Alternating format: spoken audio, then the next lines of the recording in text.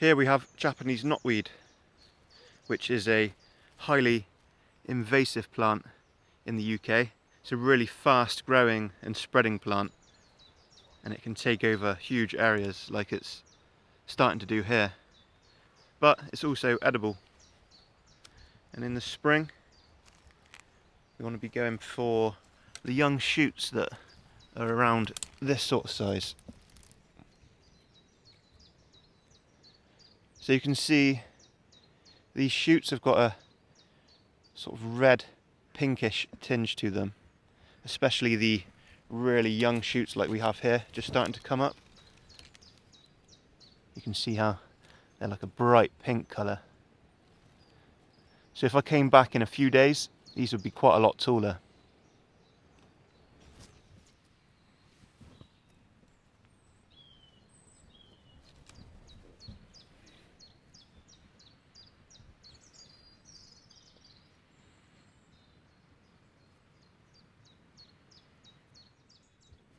So around this stage is perfect, just before the leaves have started to open. This is the ideal stage. And here's another perfect one there. So just get your knife and cut just below ground level.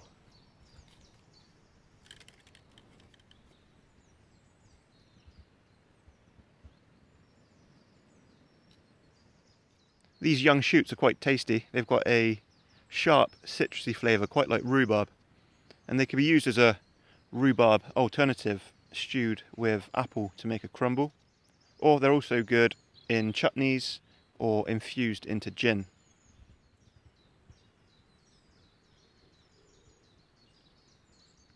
The shoots, when they're really young, you shouldn't need to peel these.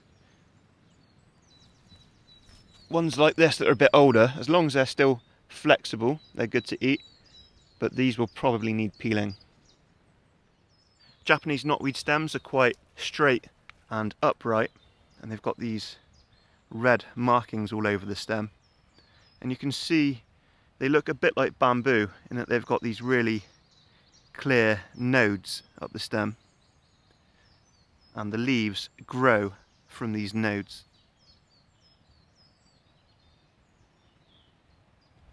So I like to compare the leaves to spears and shields, because the young leaves have curled up margins so that they look a bit like spear tips. And then the older leaves look like shields.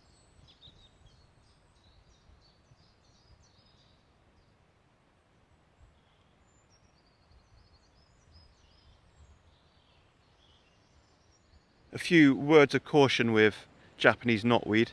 Don't pick it if it's growing near housing, because the chances are it's been sprayed with toxic chemicals. So if you're in any doubt, then just leave it. And also be very careful not to help this plant spread. It can regrow from just a really small piece of the stem. So definitely don't throw it away in your compost, because it might regrow. And you do not want Japanese knotweed on your property. The best thing to do with any peel or trim from the plant is to boil it before you dispose of it.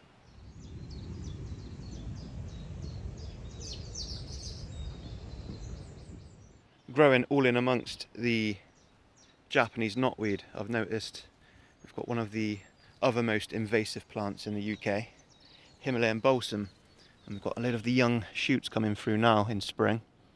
We're back in one of the August videos of this series. We looked at foraging the flowers and seeds of Himalayan balsam, and now in April we can eat the edible shoots like this.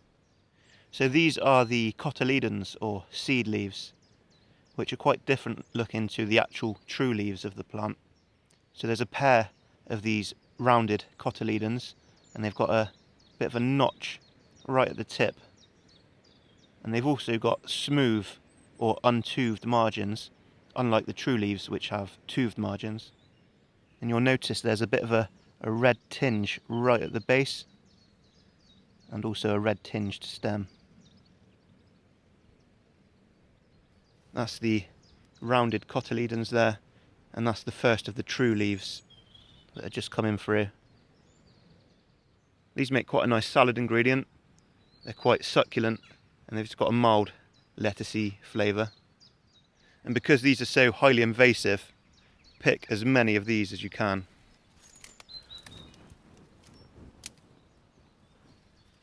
You'll be doing your local environment a favour.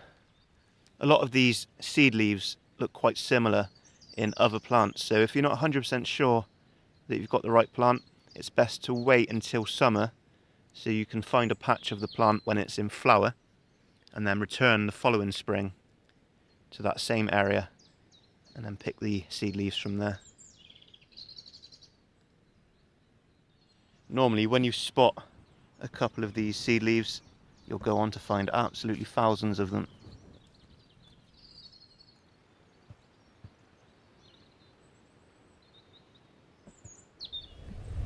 If you look along the bank of this stream, you'll see it's absolutely covered in Himalayan balsam shoots.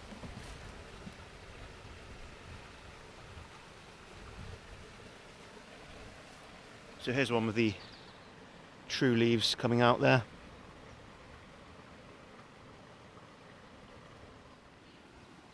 They're fine to eat like this as well, with the true leaves on. I like to get a load of these and mix them with olive oil and lemon juice and just use them as a garnish for meals. Should be able to collect a good amount from here.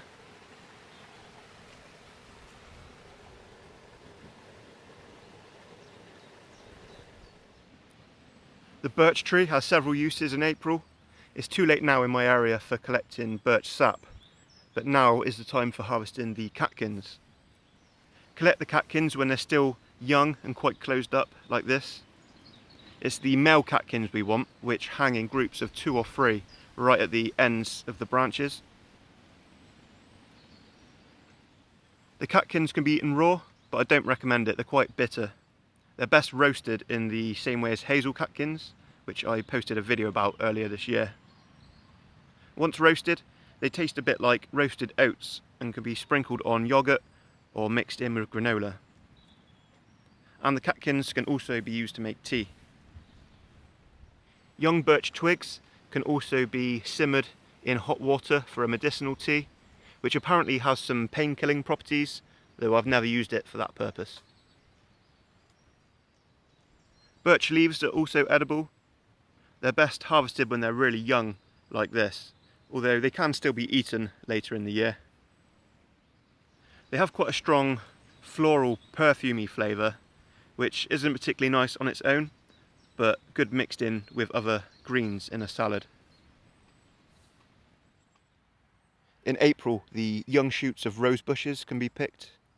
You want to get them while the prickles are still soft. All roses have edible shoots. This one is Japanese rose, or Rosa rugosa.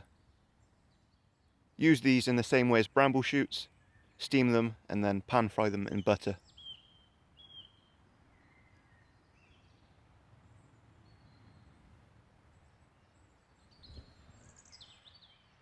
Wood sorrel has edible leaves and flowers, and it has a taste between citrus and apple peel.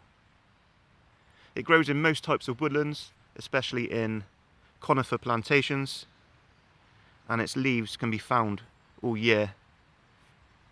It's got trifoliate leaves, or divided into 3 leaflets, and there's a fold down the centre of each leaflet. At night time, or in bad weather, the leaves fold up like little tents. So if you come quite early in the morning, you can see them folded up like this.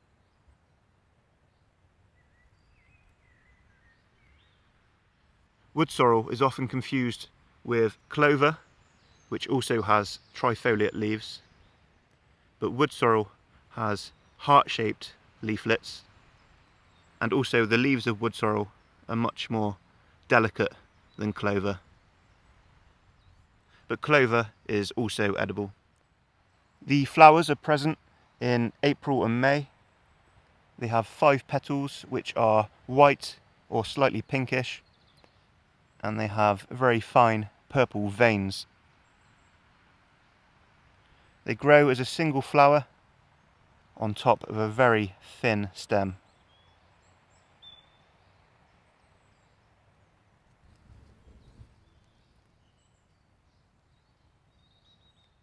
Wood sorrel contains oxalic acid, which is edible in small amounts, but don't eat it excessively as it becomes mildly toxic in larger amounts.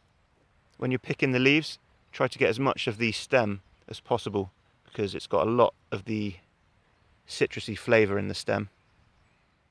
I like to use the leaves and the flowers in salads or to make a nice citrusy puree.